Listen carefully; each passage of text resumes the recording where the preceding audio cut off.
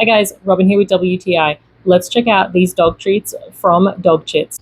These lamb lung fillets very quickly became my dog's favorite treat. He will do anything for them.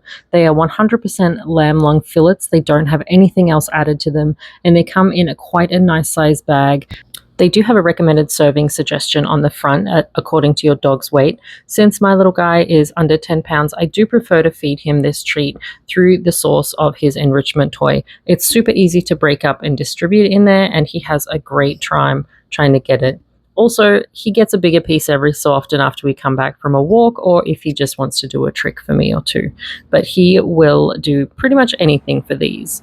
Another thing I was concerned about was the smell. I have had some treats that have been really good for your dog, but they smell terrible. These ones, surprisingly, I have no issue with. There's no lingering scent whatsoever, and I love it.